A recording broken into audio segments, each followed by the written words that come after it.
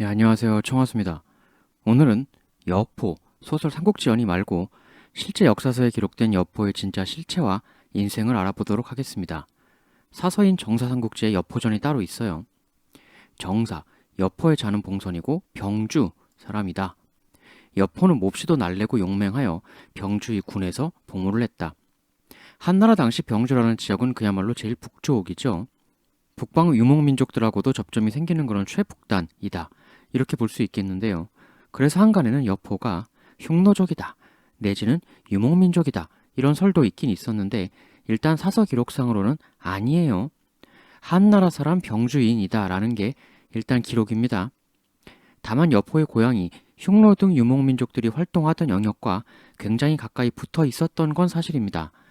여포의 선조가 원래 흉노였는데 한나라로 귀부에 들어왔던 것 아니냐 같은 이야기도 있는데 다만 전혀 그 실상을 알 수 없는 이야기죠. 그야말로 가능성이고 일단 그런 기록은 없다라는 거.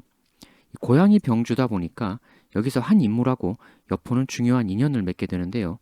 바로 병주를 관할하고 있던 병주 자사 정원이란 인물이었습니다. 이 정원이란 인물을 삼국지 연의만 보신 분들은 되게 약한 인물로 생각하시는 경향도 있는데 실제로 그렇지 않았어요. 영웅기, 정원의 자는 건양이다. 본래는 한미한 집안 출신이었다. 사람됨이 거칠고 치밀한 성격은 없었으나 뛰어난 무용을 갖추어 기마술과 활솜씨가 몹시도 뛰어났다. 명을 받으면 그 어떤 어려운 일이라도 마다하지 않았으며 도적대 무리를 추격할 때는 언제나 맨 앞에서 내달리곤 하였다. 나름 정원도 입지전적인 인물이었던 거죠. 당대 과거 시험도 없던 오로지 인맥의 추천으로 출세할 수 있었던 사회에서 한미한 집안이었다. 즉 추천을 받을 만한 인맥 네트워크가 전혀 없었지만 빼어난 무용, 자기 실력으로 주 자사라는 높은 자리까지 올라간 인물이니까 우리가 잘 몰라서 그럴 뿐 이 정원이란 인물의 능력도 매우 뛰어났던 것이다. 이 정원이 발탁한 사람이 바로 여포입니다. 보통 정사삼국지 인물 열전을 보면 앞부분에 그 인물의 집안이 어땠다, 선조가 누구였다, 무슨 집안이다 이런 걸 소개하고 들어가는데 여포는 그런 게 전혀 없고 그냥 병주 어디 어디 출신이다 이 얘기만 나와요. 여포 역시 정원처럼 당대 기준으로 출세, 인맥, 네트워크가 전혀 없는 집안 출신이었을 공산이 크고 역시 인맥이 아닌 오직 자신의 무력과 실력으로 출세한 정원이 뛰어난 무용을 가진 여포를 어느 정도 급이 되는 자리로 발탁을 해주었던 것이죠. 소설 삼국지 연의를 봐도 여포가 정원을 아버지 이렇게 부르는 대목이 나오는데 백도 연줄도 없는 여포를 관직의 길로 나아가게 해준 것이 정원이니 가히 아버지라고 부를 만한 은혜인 것이죠. 이렇게 해서 정원과 여포가 변방인 병주에서 지내고 있을 무렵 이들의 인생을 드디어 요동치게 만들 역사의 한복판으로 이들을 끌어들이는 대란이 벌어지게 되었으니 그게 바로 십상시의 난입니다. 당시 대장군이며 나라의 권력을 쥐고 있던 외척 하진이 있었는데 당시 환관들을 극도로 배척하고 싶어하던 원소가 하진 곁에 붙게 됩니다. 그래서 원소는 환관 제거 명분을 만들기 위해 하나의 계책을 진언하는데요. 이른바 흑산적 환관 동시 제거 프로젝트죠. 당대의 이 흑산적이라는 이 초거대 도적 집단이 있었는데요. 규모가 워낙 어마어마했습니다. 워낙 거대해서 한나라 조정도 컨트롤하기 힘들 정도였죠. 그래서 한나라 조정에서 이 흑산적 패의 우두머리에게 관직을 내려주고 유화책을 취하죠. 당시 조정에서 이 유화책을 주장했던 게 바로 환관들인데요. 원소 입장에서는 환관이나 흑산적이나 모두 꼴보기 싫은 건 마찬가지죠. 원소의 원관은 4세 30이라고 할 정도로 당대 최고의 기득권 가문이었는데 황제의 비호 아래에 그 기득권을 또 잠식해 들어왔던 게 환관이죠. 관직 추천권도 상당히 누렸고 원소 같은 호족들하고는 이권을 서로 나누는 셈이 되었던 거예요. 그렇게 원소 입장에서는 이 환관도 얄미운데 뜬금없이 나타난 비적대 흑산적, 안 그래도 호족들의 땅에 쳐들어와서 털어먹고 하는 기득권 호족 입장에서는 정말 싫은 존재인데 이 흑산적 우두머리한테도 관직 주고 일정한 관직 추천권까지 부여하며 달래는 정책을 환관 일파가 피자 원소 입장에서는 얄미운 이 두 세력을 한 방에 일석이조로 정리해버릴 대아이디어를 내게 된 거죠.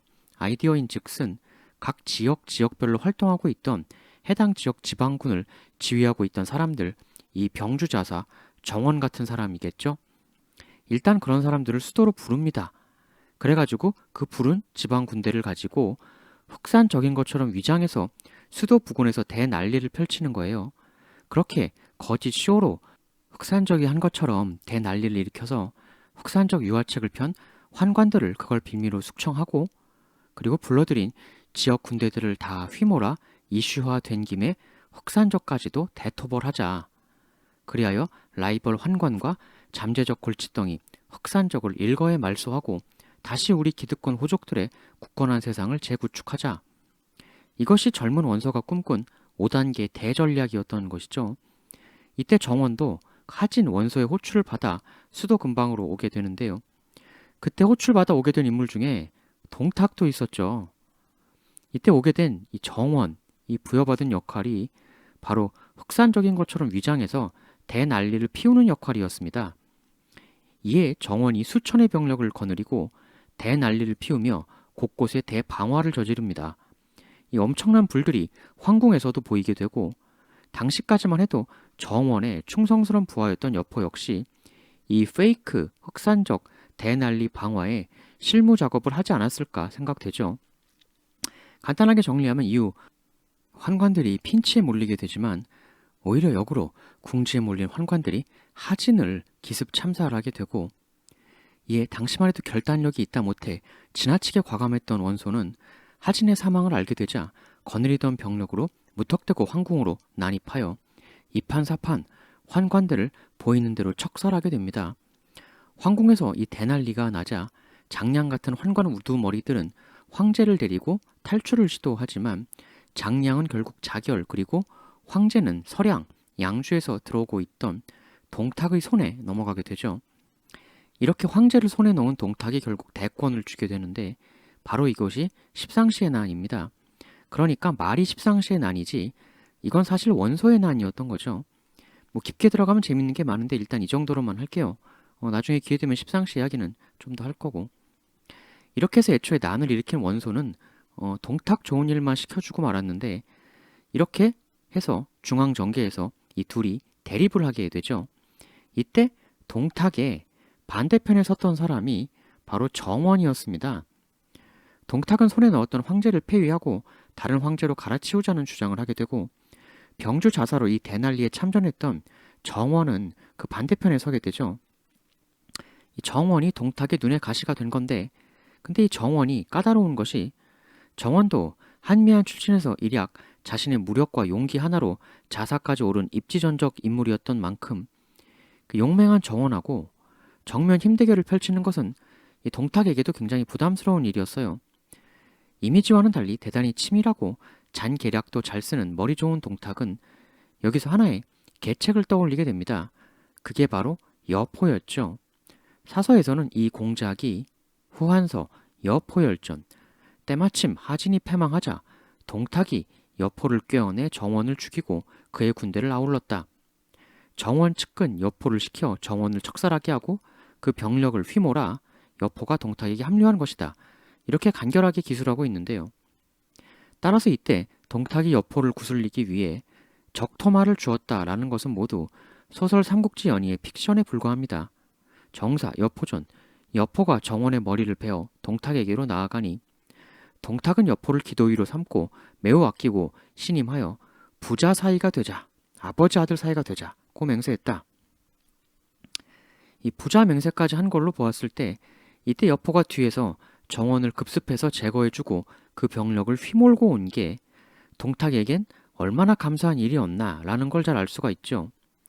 일단 적토마 선물은 소설의 픽션이기 때문에 이때 여포가 자신의 입신 출세길을 처음 열어준 정원을 왜 그렇게 홀라당 배신했는지 그 이유를 명확하게 알긴 어렵습니다. 기록이 없으니. 추정을 해보자면 동탁이 황제를 뀌고 최고의 자리에 갑자기 올라서게 되니까 대세는 동탁이다. 정원이 고집스럽게 지금 동탁하고 맞서려고 하는데 그랬다간 동탁한테 박살나고 내 출세길도 여기서 끝날 수 있겠다. 여포가 이런 선택적 판단을 한 게 아닐까라는 걸 하나 생각해 볼 수 있겠고, 아니면 그 동탁이 적토만 아니더라도 뭔가 훨씬 더 큰 금전적 보상이나 정원보다 내가 더 크게 출세시켜 줄게 같은 말을 했을 수 있겠죠. 정사, 이후 여포는 궁술과 기마에 등하여 완력이 뛰어나 비장이라고 불리었다. 동탁 휘하에서 점차 승진하여 중랑장에 이르고 도정호에 봉해졌다. 동탁에게 간 후 출세길을 달리는 여포. 근데 이 이후 문제가 발생합니다. 정사, 동탁은 평소 주변에 적들이 많았으므로 누군가 자신을 해칠까 계속 두려워하였다. 하여 거동할 땐 무력이 뛰어난 여포에게 늘 자신을 호위하게 하였다. 그러나 동탁은 성정이 워낙 강하여 한번 화가 나면 후한을 생각하지 않았다. 그러던 중 여포가 동탁의 뜻을 사소하게 거스르는 일이 일어나자 동탁이 수국을 뽑아 여포에게 던지고 말았다. 그러나 여포는 몸이 빠르고 민첩하여 그 수국을 피할 수 있었다. 이 일이 있은 후 여포가 동탁에게 사죄하여 동탁의 화 또한 풀렸으나 이때 이후로 여포는 동탁을 은근히 원망하게 되었다. 이 일은 약간 동탁은 화가 풀렸는데 여포는 앙금이 남은 그런 것 같죠. 동탁은 이후로도 여포를 계속 신임하고 하던 호위 일을 계속 맡깁니다.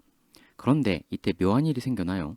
정사, 여포가 동탁의 시중을 드는 시비, 시녀와 사사로이 정을 통하는 일이 벌어졌다. 여포는 이 일이 동탁에게 발각될까 내심 불안해했다. 여러분들 잘 아시는 초선이라는 인물은 당연히 실존하지 않는 가상의 인물이죠. 왕윤의 수양딸 초선 그런 인물 없죠. 당연히 다 꾸며낸 거고. 그러나 초선의 모델이 될 만한 그런 인물이 지금 사서에 등장을 하고 있는 거예요. 정사 삼국지 후한서 이런 사서에 이 여포의 몰래 사통 기록이 실렸다는 것은 동탁 사후에 여포가 자랑스럽게 내가 예전에 동탁의 시비와 정을 통했었지 푸하하 라고 자기 입으로 직접 말했거나 아니면 누군가 제3자가 이 사통 사실을 알았거나 둘 중에 하나겠죠? 그건 그렇고 대체 무섭다고 전전긍긍했다는 기록을 봤을 때 무서움을 느꼈다는 거거든요. 그럼 무서움을 느끼면서 대체 왜 자신의 직속 상관 동탁의 시비를 굳이 건드린 것인가? 당시 여포가 뭐 출세를 못하고 있던 상황도 아니고 동탁 여인이 아닌 다른 편안하게 만날 수 있는 여인도 많았을 텐데 왜 굳이 이런 사랑의 대모험을 시도한 것이냐? 이유는 크게 세 가지이겠죠. 1. 여포가 미인만 보면 앞뒤 이성을 상실하는 그런 류의 사람이어서 아니면 2. 동탁이 일전에 화내고 수국 던진 것에 대한 반발심이 이런 형태로 표출된 것인가? 대놓고 대들지 못하니까 동탁이 사랑하는 시비를 건드리는 이런 소심한 복수를 한 것? 3. 아니면 정말 이 시비에게 운명적 사랑을 느껴서 로미오와 줄리엣 같은 사랑을 한 것? 심리적으로 보면 오히려 이루어질 수 없는 사랑이라는 방해 요소가 더 마음을 불타게 만드는 기제가 될 때도 있죠. 대략 이 세 가지 가능성 정도를 생각해 볼 수 있을 텐데요. 여하튼 동탁 생전에는 여포는 이 사통건으로 인해 상당히 들킬까봐 전전긍긍하는 하루하루를 보냈는데 다만 이게 일회성 사통이었는지 아니면 불안 전전긍긍하면서도 지속적으로 계속 사통을 해댄 것인지는 좀 불명확해요. 근데 이때 여포 인생에 경랑을 불러오게 될 또 한 명의 인물을 만나게 되는데 그는 바로 왕윤이었습니다. 왕윤은 원래 기존엔 환관들하고 크게 대립각을 내세웠던 관료였는데요. 동탁 집권 후에는 일단 표면적으로는 동탁에게 협력하고 있었죠. 동탁이 굉장히 신뢰했어요. 변방의 맹수였던 동탁이 아무래도 중앙 정치를 잘 모르는 부분이 있었을 텐데 후한서에 보면 조정의 크고 작은 일을 모두 왕윤에게 맡겼다 라고 할 정도로 동탁의 왕윤에 대한 신임은 대단했죠. 이 동탁이란 인간의 최대 약점이 뭐였냐면 사실 사람을 너무 잘 믿습니다. 자기가 믿고 관직 줬던 사람들이 나중에 반동탁 연합군에 가담해서 동탁을 치러오는 동탁 입장에선 정말 황당무계한 그런 일도 있었는데 근데 사실 황당무계가 아니고 그건 그렇게 될 수밖에 없었던 거죠. 기득권들의 카르텔 그 무게감이라는 걸 동탁이 너무 간과했던 건데요. 그런 배신을 당했음에도 불구하고 이 왕윤만은 또 엄청 믿었습니다. 그런데 왕윤은 사서 기록을 보면 이렇게 나와요. 후한서 왕윤이 지내면서 보아하니 동탁의 해악이 갈수록 깊어져 급기야 동탁이 황제의 자리에 자신이 직접 오를 것 같은 징조마저 보이니 이런 사람 등과 논의하여 드디어 동탁을 제거하고자 하는 생각을 품게 되었다.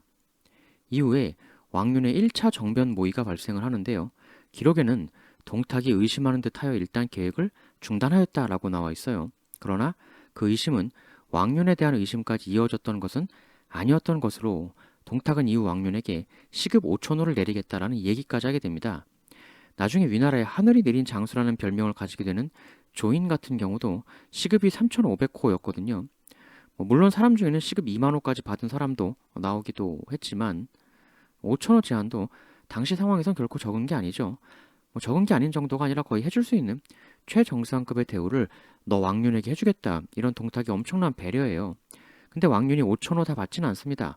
원래는 안 받으려고 했는데 주변에서 설득하고 그래서 2천호 받는 걸로 받아들입니다. 그러나 이런 끈질긴 동탁의 구애에도 불구하고 왕윤은 동탁 처단 결심을 바꾸지 않고 그 와중에 여포와 교분을 갖게 되는데요. 이 둘이 친해질 수 있었던 건 둘 다 고향이 병주 출신이었기 때문입니다. 평소 왕윤이 동양 사람으로 여포, 참 훌륭한 인재일세 이러면서 그를 두텁게 대했다라고 사서에 기록되어 있습니다. 이 둘이 친하다 보니까 급기야 여포가 왕윤에게 일전에 동탁이 자신에게 수국을 던진 일이 있었다는 이야기까지 하게 됩니다. 일종의 고민 상담 같은 것이었던 듯한데요. 이 이야기를 듣고 왕윤은 한 가지 확신을 품게 됩니다. 왕윤은 드디어 여포에게 자신의 비밀을 이야기합니다. 나와 몇몇 뜻있는 신료들이 천하에 묻어한 동탁을 없애려는 준비를 하고 있네. 여포 자네도 함께 해주지 않겠는가? 정사.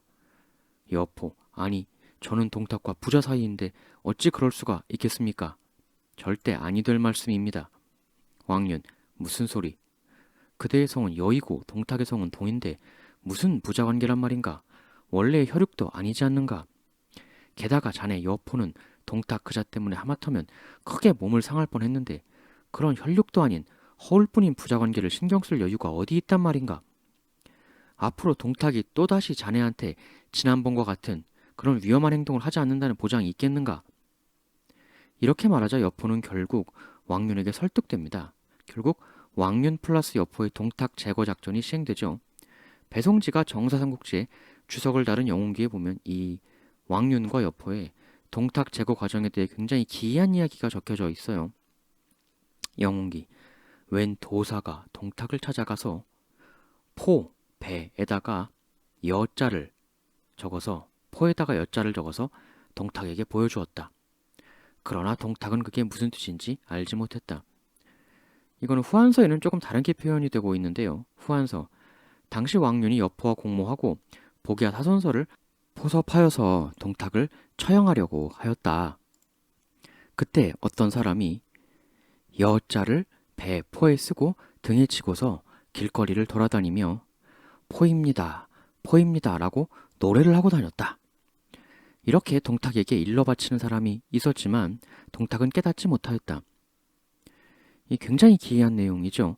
영웅기와 후한서에 동탁에게 변고를 사전에 정보 제공을 한 사람이 있었다는 뉘앙스의 이런 기록이 실제로 있습니다.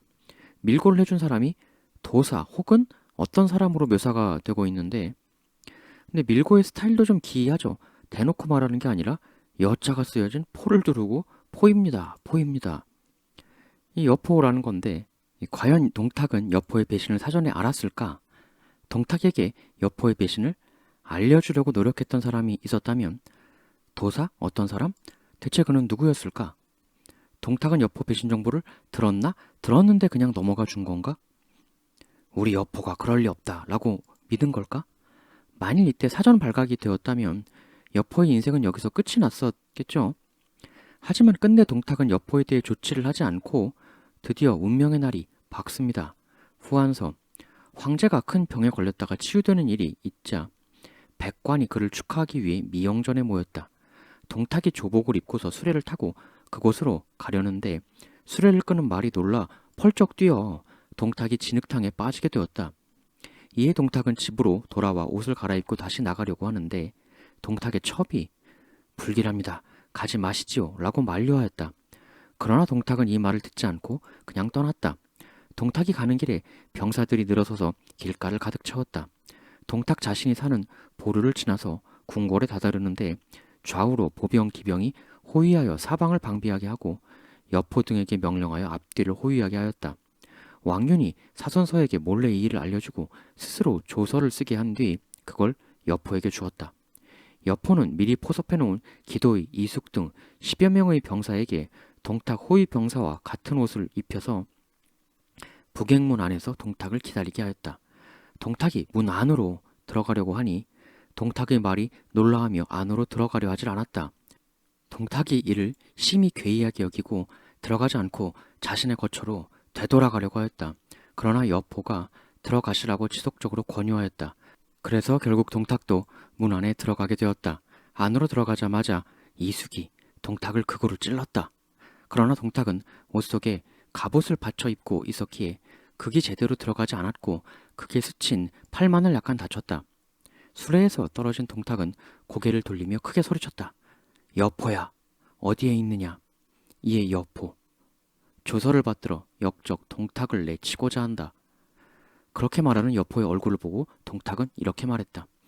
이런 어리석은. 그러나 여포는 있는 힘껏 기압을 넣어 창으로 동탁을 찌르고 주변 10여 명에게도 사정없이 동탁을 베게 했다. 주부 전이와 동탁의 창고지기가 동탁의 시체를 보고 크게 놀라고 슬퍼하자 여포는 그들마저도 죽였다. 여포는 말을 달려가 이 사실을 온 백성들에게 알렸다. 사절들은 모두 만세를 부르고 백성들은 길가에서 노래하고 춤을 추었다. 장안에 선비의 부인들은 가지고 있던 금은보화를 팔아 고기 등 음식을 장만해 대대적으로 잔치를 벌였고 하객들이 거리를 가득 메웠다. 이후 사망한 동탁의 시체는 길거리에 내놓았다. 날씨가 뜨거워지기 시작하자 동탁이 평소 비대했으므로 동탁 몸에서 나온 기름이 땅으로 흘렀다. 시체를 지키던 관리가 동탁의 배꼽에다가 불을 지폈더니 며칠 동안이나 꺼지지 않았다. 이후 동탁에게 아부했던 이들은 모두 하옥하였고 옥에서 전부 죽음을 맞이했다.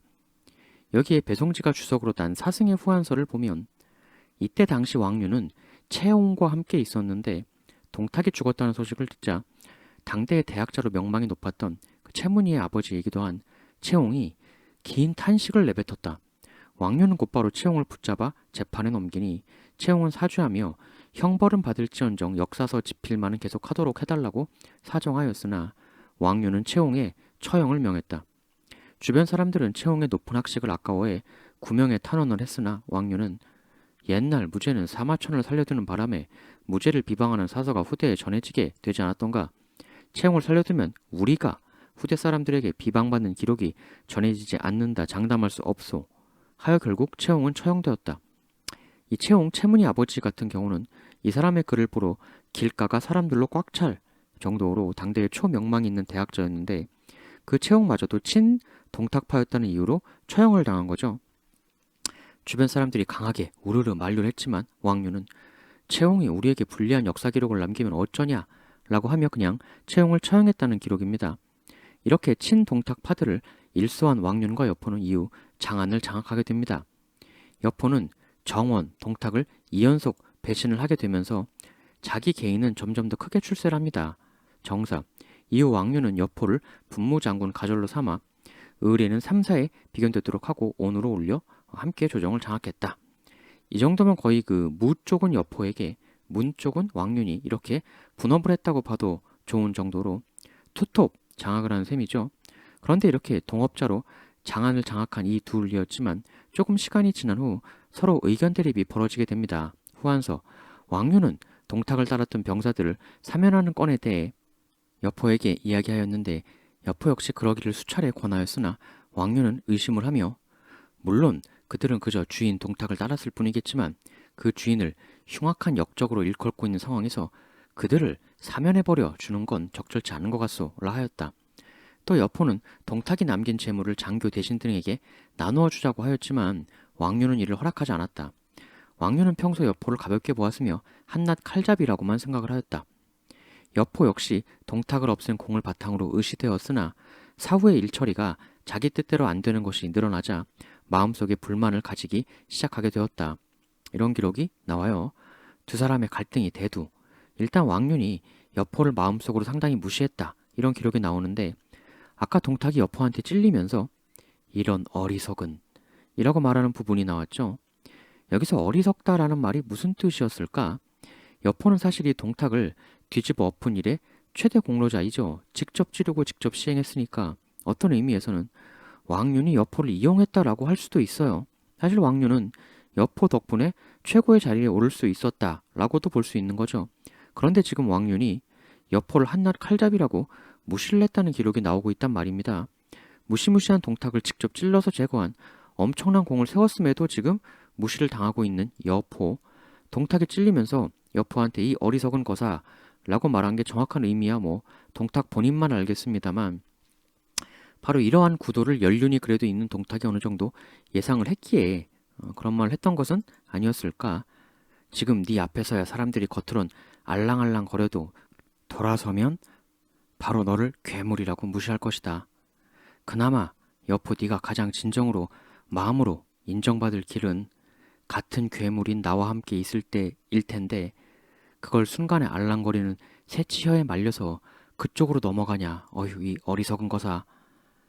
여포를 무시하는 왕윤에 대해서는 이런 기록도 나옵니다. 후한서. 왕윤은 본래 성정이 강경하고 모난 부분이 있었기에 동탁을 없앤 후에는 다시는 환란이 없을 것이라 생각하고 사람들에게 따뜻하게 대하지 않아 사람들이 마음으로 왕윤을 따르지 않았다. 무시하는 왕윤도 정작 여타 주변 사람들하고 썩 잘 지내지 못했다라는 내용이죠. 그런데 갑작스런 정변으로 난데없이 정권을 잡은 이들에 대해 이런 이야기가 돌기 시작해요. 후한서. 이후 백성들 사이에서 왕윤 여포 등이 동탁의 출신지인 서량 사람들을 모조리 죽인다는 소문이 돌아 서량인들은 큰 공포에 빠졌다. 이에 서량 사람들은 스스로 무장하고 자신을 지켜야 한다는 다짐을 하며 서로 이런 이야기를 주고받는 바, 서량 사람들, 왕윤은 당시 동탁하고 좀 친했다는 그 이유 하나만으로 그 대학자였던 채용마저 처참히 처형하였소이다. 지금 왕윤은 우리를 사면해 주지도 않으면서 그저 무장 해제만을 시키려고 하고 있어. 이대로 있다가는 마치 채용처럼 근시일 내에 우리도 모두 왕윤에게 어육되고 말 것이오. 이때 이런 두려움에 빠졌던 예전 동탁을 따랐던 무리들 중 대표 주자가 바로 이각과 곽사 콤비죠. 사실 이들도 동탁이 여포에게 참살당하고는 두려움에 빠져 바로 그냥 본인들 원래 있던 지역으로 도주할 생각만을 했었습니다. 그러나 이들 곁에는 상황 판단에 매우 뛰어난 책사가 한 명 있었으니 그는 바로 가후였죠. 정사 가후전. 동탁이 패망하고 죽자 동탁을 따랐던 사람들이 두려워하니 태위인 이각 곽사 장제 등은 군대를 해산하고 무사히 빠져나가 고향으로 돌아가려고 하였다. 그러나 이때 그들에게 가후 말하길, 제가 듣는 상황으로 왕년 여포가 장악하고 있는 장안 내에서 나오는 이야기가 서량 사람들을 모조리 다 죽인다고 떠들고 있다고 합니다. 만일 우리가 진인 병력을 해산하고 고향으로 돌아갈 경우 단 한 명의 관리라도 여기 계신 분들 이각 곽사를 한 명의 관리라도 그냥 잡아버릴 수 있습니다. 지금 현재 지휘하고 있는 부대를 해산하거나 버리지 마시고 이 병력을 휘몰고 들여 왕년 여포가 장악하고 있는 장안으로 진격해 나가야 합니다. 그러면서 가는 와중에 가는 곳마다의 병력을 거두어 들리면서 간다면 충분히 우리가 장안을 칠 수 있고 동공, 동탁의 원수도 갚을 수 있을 것입니다. 이렇게 하면 일이 잘 될 경우 동공의 뒤를 이어 우리가 천하의 정점에 설 수 있고 설령 일이 잘 안 풀려도 그때 도망가도 되지 않겠습니까? 이에 이각이 이 말을 옳다 여기고 따라 병을 휘몰아 여포와 왕윤을 공격하러 나아갔다. 정사, 이각 곽사전. 이각과 곽사가 가후의 계책을 활용 가는 곳마다 병사를 거두니 여포 왕윤이 있는 장안에 도착했을 때는 그 병력이 무려 10만에 달했다. 이들은 동탁의 예포하였던 번조, 이몽 등과도 힘을 합쳐서 장안성을 포위했다. 이 왕윤은 무관 출신이 아니므로 이 부활한 구동탁 패거리와의 대결은 사실상 여포의 관할로 이루어지게 됩니다. 이각, 곽사, 가후 등등 vs 여포. 이 대결을 묘사한 정사삼국지 주석으로 달린 영웅기 내용이 있는데요. 이 영웅기는 후한 말기 즉 당대를 같이 사는 왕찬이라는 인물이 남긴 기록이죠. 영웅기. 이 공격 때 곽사는 성 북쪽에 있었다. 이를 맞이한 여포는 당당히 성문을 열고 군을 이끌고 곽사에게 나아갔다. 곽사 진영에 가까이 다다르자 여포는 이렇게 외쳤다. 우리 서로 군사들을 물리고 곽사 너와 내가 둘이서 겨뤄 승부를 가리는 것이 어떻겠는가. 지금 장수들끼리 1대1 대결로 승부를 하자는 제안을 하는 거죠. 흡사 게임에서 1대1 대결 신청하는 것 같은 그런 상황인데 곽사는 이 제안을 받아들입니다. 이렇게 해서 여포와 곽사의 1대1 빅매치가 성사가 되어 양 장수는 각각 자기 병사들을 뒤로 쫙 물리고 각자 홀로 말을 타고 서로를 향해 나아갑니다. 이 곽사가 게임 같은 것만 보고 별것 아닌 사람으로 아시는 분들도 꽤 계신데요. 곽사의 한때 동지이자 후일의 라이벌 이각 같은 경우, 이각은 몸에 칼을 3개 차면서도 또 양손에는 채찍과 칼을 또 들었다라는 기록이 있어요. 그러니까 몸에 총 5개의 무기를 한 번에 가지고 다녔다는 건데, 이각의 이 무시무시한 모습에 사람들이 두려움에 떨었다라는 기록이 남아 있습니다. 그런 이각과 맞설 수 있는 투톱의 인물이었으니까 곽사 역시도 그 신체적 힘이 실로 굉장했을 것이다 가히 짐작할 수 있죠. 사실 실제 역사서에서는 장수들 간의 1대1 대결이 소설처럼 흔하게 나오지는 않습니다. 지금 이 1대1은 역사적으로 상당히 희소성이 있는, 좀처럼 보기 쉽지 않은 빅매치인 것이죠. 영웅기 곽사와 여포가 서로 더불어 싸웠는데 여포의 모가 곽사를 찔렀다. 그러자 뒤에 있던 곽사의 기병이 빠르게 곽사 앞으로 달려와 곽사를 구했다. 이후 여포와 곽사는 더 이상의 대결을 멈추고 각자 자신의 진영으로 돌아갔다. 승부가 난 건 아니지만 여포의 모가 곽사를 찌르는 데 성공했고 곽사가 대위기에 빠지자 부하들이 그를 구해준 거죠. 사실상 1대1 대결에서는 여포가 이긴 것이다 라고 볼 수 있겠어요. 어마어마한 용력을 지녔던 곽사를 이렇게 1대1로 이겨낸 거니까 이 여포의 무력이 실제로는 별것 아니었다라고 말씀하시는 분들도 계신데요. 이 곽사를 이렇게 한때나마 쓰러뜨릴 정도니까 여포가 대단한 무력의 소유자였던 것만은 분명합니다. 하지만 여기서 여포가 기분은 냈어도 무려 10여 만에 가까운 대병을 이끌고 휘몰아치는 이각 곽사 등에 대해 가후까지 참가한 군세에 대해 결국 장안성이 함락되어 정사 여포가 적의 공격을 끝내 막지 못하고 이각 등이 성 안으로 들어왔다. 그리고 성 안에서는 시가전이 벌어지지만 사기가 떨어진 여포군은 여기서도 패배하고 맙니다. 결국 여포는 도주를 선택하게 되는데요. 그래도 여포는 여기서 그냥 혼자 막바로 도망가는 게 아니라 후한서 성이 함락되자 여포는 달아나면서 말을 타고 왕윤을 부르며 말했다. 왕공, 가실 수 있겠습니까? 왕윤, 이 나의 사명은 종묘사직에 영웅을 받아 국가를 안정시키는 일이오. 만일 그 책무를 다하지 못한다면 내 몸 바쳐 죽을 뿐이오. 조정에 많은 이들이 나를 믿고 있는데 구차하게 여기서 도망하려 하는 건 차마 못할 짓이오. 여포, 그대는 관동의 여러 공들과 협력하여 앞으로도 나라를 위해 노력해 주시오. 결국 이렇게 왕윤은 도주를 거부합니다. 여포 혼자만 수백여 길을 거느리고 빠르게 도주했다라고 기록되어 있어요. 결국 왕윤은 이각에게 붙잡혀서 처형을 당합니다. 당시 왕윤의 나이 56세. 이때 왕윤의 가족들도 대거 처형을 당해요. 결국 한때 여포는 정상급의 지위를 누렸으나 그 기간은 고작 정사삼국지의 주석을 단 배송지의 말에 의하면 여러 책에서 이르기를 여포가 동탁을 죽인 게 4월 23일이고 이각에게 패주한 것이 6월 1일이라고 한다. 이러니까 채 40여일 정도쯤의 기간이었던 거죠. 고작 40일 처나. 이렇게 장안을 빼앗긴 여포는 어디로 도망가야 하는가 하는 딜레마에 빠지는데요. 원래 병주 출신인데 동탁 따라서 장안 왔다가 지금 이젠 고작 수백 기만 거느린 그야말로 난데없는 떠돌이가 된 거 아닙니까? 갈 곳을 잃은 여포는 여기서 이런 생각을 하게 돼요. 동탁이 이전에 권력을 장악하면서 원소, 원술 등과 같은 가문이던 당시 수도에 있던 원씨 일족 사람들을 처참하게 처형한 그런 전력이 있었습니다. 따라서 원가에게 있어선 동탁은 그야말로 원수였던 건데요. 정사, 여포는 스스로 생각하길 자신이 동탁을 죽여 원술의 가문 원수를 갚아준 셈이 되었으므로 원술에게로 가 그에게 덕을 보려고 하였다. 그런데 이에 대한 원술의 반응이, 그러나 원술은 여포가 이전에 배신을 여러 번 행한 전력을 꺼리어 여포를 받아들이지 않았다. 결국 원술에게서 거절당한 여포는 또 다른 원씨 가문의 세력이죠. 원소에게로 향하게 됩니다.